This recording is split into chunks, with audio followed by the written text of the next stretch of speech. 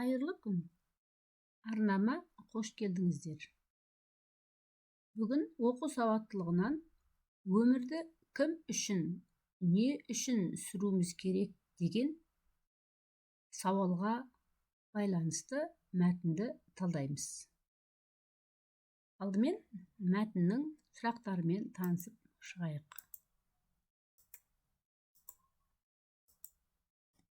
Мәтіннің сұрақтары. Мәтін мазмұны бойынша рухани тоқырауға тез ұшырайтын адамдар. Зерттеу жүргізгенде қолданылатын әдіс.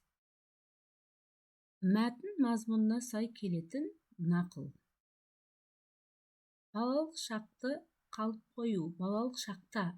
қою туралы ой білдірген маман. Мәтін мазмұнына сай оқиғалардың реттілігі. Демек, осы сұрақтарға жауап беру үшін біз қазір мәтіннің мазмұнымен танысып аламыз. Барлық сұрақтарда да 4 жауап нұсқасы бар. Жаңа нұсқа бойынша 4 жауап нұсқасы бар. Осы 4 жауап нұсқасының біреуі дұрыс болып табылады. Және бір ерекшелігі бұл мәтінде мәтін мазмұнына сай оқиғалардың реттілігі білінген екен. Демек, біз бұл реттілікті білу үшін мәтіннің мазмұнын толық оқып шығуымыз керек. Мәтіннің мазмұнына назар аударайық. Өмірді кім үшін, не үшін сүруім керек? Видеоны тоқтатып қойып, мәтіннің мазмұнымен танысып шығыңыздар.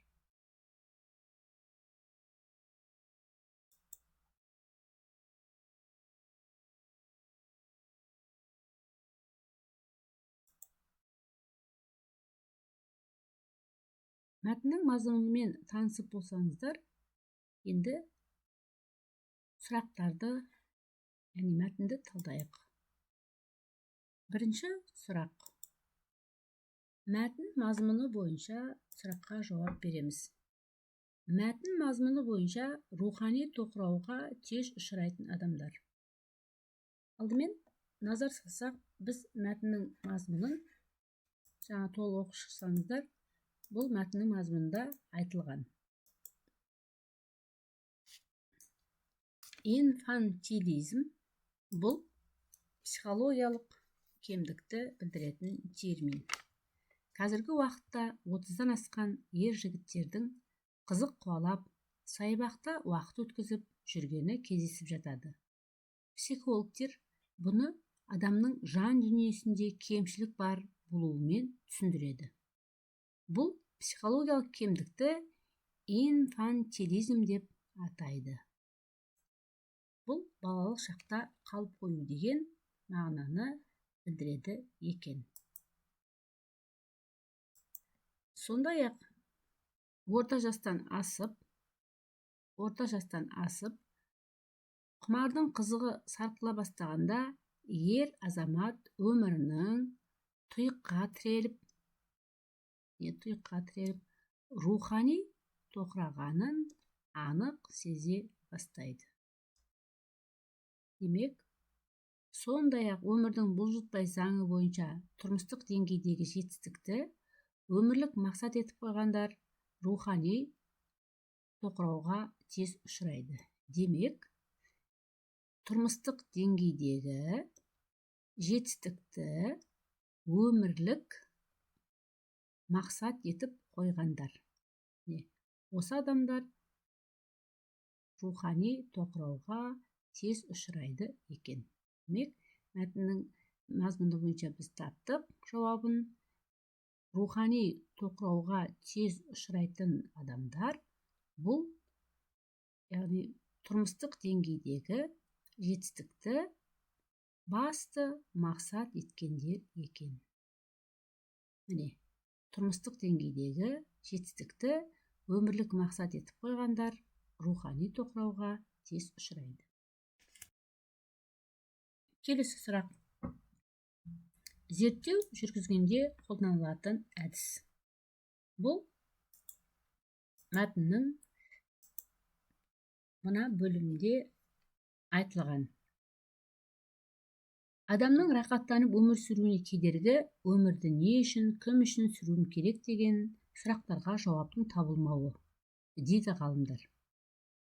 Жауаптың табылмауынан ғұмырының екінші кезеңіне ешқандай дайындықсыз өтіп кететін, елудегі ел ағасы қалған, өмірі мен артық уақытын қайда жұмсарын білмей дағдарады. Осы мәселені шешу үшін Виктор Франклдің шәкірттері әрі қарай зерттей түседі. Оның Элизабет Лукас есімді шәкірті мынадай қызық фактіні анықтайды. Ол Венадағы үлкен саябақта көңіл көтеріп жүрген ересек кісілерге анкеталық сұрақтар таратып, сауалнама жүргізеді. Демек, зерттеу жүргізгенде қолданылатын әдіс, міне зерттеу үшін зерттей түседі дейді. Соны зерттеу үшін бізде сауалнама жүргізген екен. Міне, зерттеу үшін сауалнама жүргізеді. Демек, сұрақтың жауабы зерттеу жүргізгенде қолданылатын әдіс сауалнама жүргізу.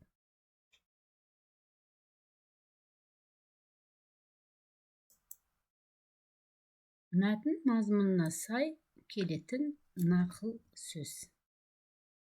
Мәтін мазмұнына сай мына жерде айтылған. Элизабет сауалнама жүргізгеннен кейін мынадай қорытындыға келеді.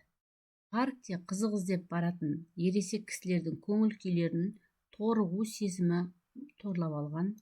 Олар жұмыстан келген соң үйлеріне сыймай, отбасында ұзақ отырса, жаны жалығып, жабырқай бастайды. Осы бойкүйез халден құтылу үшін еркектердің көбі парктерде әткеншек теуіп, балаша мәз болып, әбден шаршағанда ғана отбасына оралады. Барлық бала асыр салып ойнағанды жақсы көреді. Студенттер паркке барып, қыздармен қыдырғанды ұнатады. Жастардың желігіп, балалардың қызыққа құмартуы бұл қалыпты құбылыс. Демек, бұл жерде, мына жерде адамдардың жаны жалығып, жабырқай бастайды, үйлеріне сыймай дейді. Яғни бұл жерде әрбір адам баласы уақытты үнемдей білу керек. Яғни әрбір уақытты өздері жұмсай алу керек. Демек, бұл сұрақтың жауабы уақыт қадірін білгенге қазына, уақыттың қадірі білмегенге ламық екен. Келесі сұрақ. Балалық шақта қалып қою туралы ой білдірген маман. Бұл мәтіннің мына үзіндісіне көңіл аударайық. Инфантилизм бұл психологиялық кемдікті білдіретін термин. Қазіргі уақытта 30-дан асқан ер жігіттердің қызық қуалап, саябақта уақыт өткізіп жүргені кездесіп жатады. Психологтер бұны адамның жан дүниесінде кемшілік болуымен түсіндіреді. Бұндай психологиялық кемдікті инфантилизм деп атайды, яғни балалық шақта қалып қоюды атайды. Орта жастан асып, құмардың қызығы сартыла бастағанда, ер азамат өмірінің тұйыққа тіреліп, рухани тоқырағанын анық сезе бастайды. Демек, адамдардың психологиялық терминді зерттейтін бұл психологтар екен. Яғни, сұрақтың жауабы балалық шақта қалып қою деген туралы ой білдірген. Бұл, мына жерде айтылып тұр, бұл инфантилизм балалық шақта қалып қою деп атайды дейді. Мұны психологтер зерттеп айтқан екен. Сұрақтың жауабы психолог. Келесі сұрақ. Мәтін мазмұнына сай оқиғалардың реттілігі. Бұл жерде мәтіннің барлық азат жолына, бүкіл мәтіннің мазмұнына назар аударамыз. Яғни, бағана мәтінмен танысып шықсаңыздар, сол кезде анықтаған боларсыздар. Мәтіннің бірінші қалыпты құбылыс айтылды ма, одан кейін шешім жоқ өмірлік сауал ма, анкеталық сұрақтардың нәтижесі ме, рухани ойға тоқырауға тірелу ме, Мантин Иден синдром ба, яғни осы оқиғалардың қайсысы ең бірінші мәтін бойынша айтылды, одан кейін қандай ойлар айтылды, сол туралы қазір біз анықтаймыз. Ол үшін біз мәтіннің мазмұнына назар аударамыз. Міне өздеріңіз байқап отырғандай, біздің мәтініміз бірнеше бөліктерден тұрады. Мысалы, мынау бірінші бөлігі деп алайық. Одан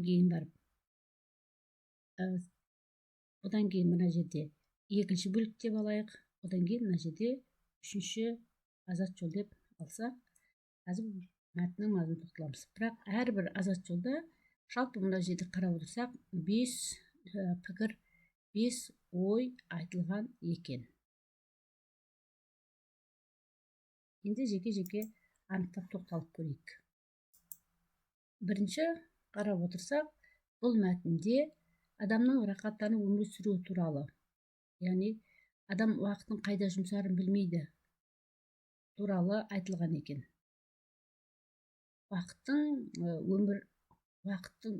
Адам кім үшін, не үшін өмір сүреді деген сұрақтарға жауаптың табылмауы туралы айтылады. Демек, ең бірінші бұл жерде біз бұл сұрақтың жауабын шешімі жоқ өмірлік сауал дейміз.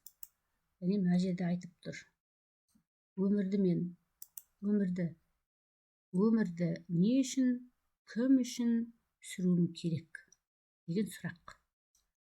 Деген сұрақтардың жауаптың табылмауы дейді. Демек, шешімі жоқ сауал. Мына жерге біз қазір жазып қоямыз. Ең бірінші сұрақ мына жерде айтылған екен. Өмірде кім үшін өмір сүру керек деген сұрақтарға жауаптың табылмауы. Бұл жерде бірінші біз сонда мынаны алады екенбіз.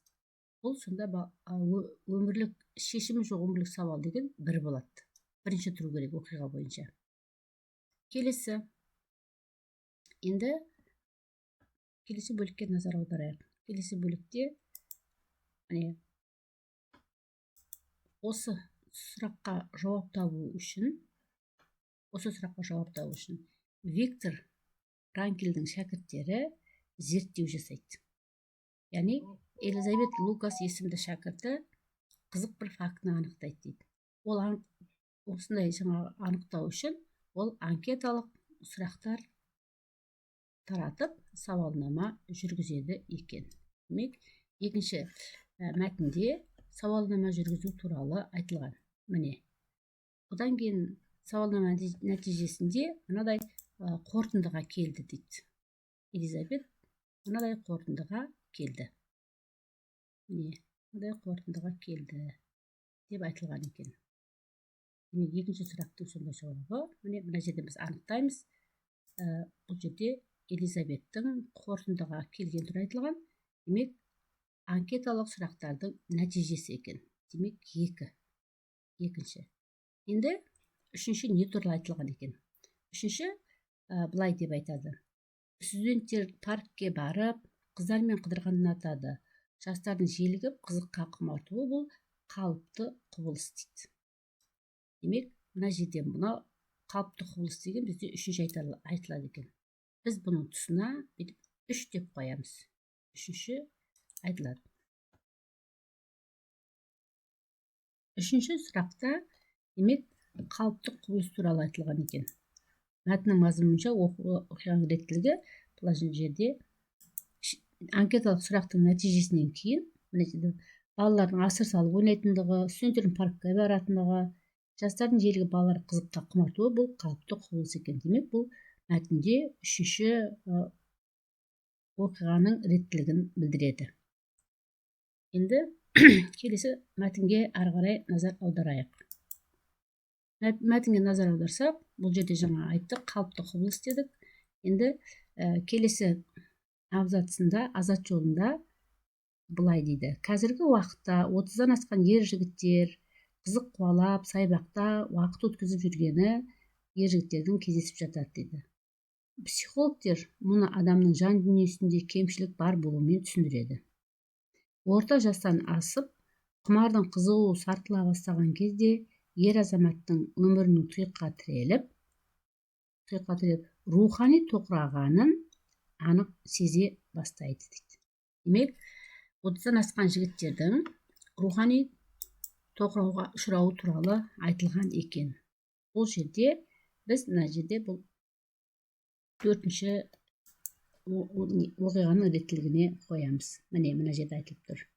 Жерде жігіттердің рухани тоқырағаны туралы айтты. Мына жерде 3-те тарихи құбылыс туралы айтылып еді, ал одан кейінгі азат жолда 30-дан асқан жігіттердің рухани тоқырауға ұшырағаны, тірелгені туралы айтылып тұр екен. Демек, мынау 4-ші, бұны тұсына біз 4 деп қоямыз. Оқиға реті бойынша 4-ші айтылған. Енді оқиғаның мәтіннің соңында өздеріңіз байқап отырғандай, мына жерде орта жаста біраз билікті бағындырып болған соң, ол бейне бір қу меден далада қаңғып қалғандай жаны құлази бастайды. Психологтер бұл көңіл күйді Мартин Иденнің синдромы деп атайды. Демек, мына жерде осы туралы айтылып тұр. Ең соңында бұл 5-шіде Мартин Иден синдромы туралы айтылған. Демек, ретіне қарап отырсақ, ең бірінші не туралы айтылған? Ең бірінші шешімі жоқ өмірлік сауал туралы айтылған. Шешімі жоқ өмірлік сауал. Одан кейін анкеталық сұрақтардың нәтижесі туралы айтылған. 3-ші несі айтылған. Одан кейін қалыпты құбылыс туралы айтылған. Балалардың қызыққа құмарту қалыпты құбылыс деп, ол 1-ші деп тұр. Одан кейін рухани тоқырауға тірелу туралы айтылған. Және ең соңында мәтінде байқап отырсыздар. Мәтінде бұнда Мартин Иденнің синдромы туралы айтылған екен. Демек, біз осы мәтіннің мазмұнына сүйене отырып, қай оқиғадан кейін айтылғанын біз жаңа бәрін анықтап бердік. Демек, сұрақтың жауабы бұл Д нұсқасы екен. Сұрақтың жауабы Д нұсқасы. Себебі, бірінші шешімі жоқ сауал туралы айтылады. Одан кейін екінші анкеталық сұрақтар туралы айтылады. 3-ші қалыптық жағдай туралы айтылады. 4-ші рухани тоқырауға тірелу туралы айтылады. 5-ші Мартин Иден синдромы туралы айтылады екен. Демек, 2, мына жерден қарап отырмыз. 2, 3, 1, 4, 5. Д нұсқасы. Барлық сұрақтардың жауаптарын біз мәтіннің мазмұны бойынша анықтап шықтық. Мәтінді талдаған кезде, кез келген сұраққа жауап беру кезінде өз ойымызды араластырмаймыз, тек мәтіннің мазмұнынан ауытқымаймыз. Барлық сұрақтарға біз мәтіннің мазмұны бойынша ғана жауап береміз. Сонда ғана біз жоғары ұпай жинауға мүмкіндік аламыз. Назарларыңызға рахмет. Менің арнама жазылуды ұмытпаңыздар. Келесі кездескенше.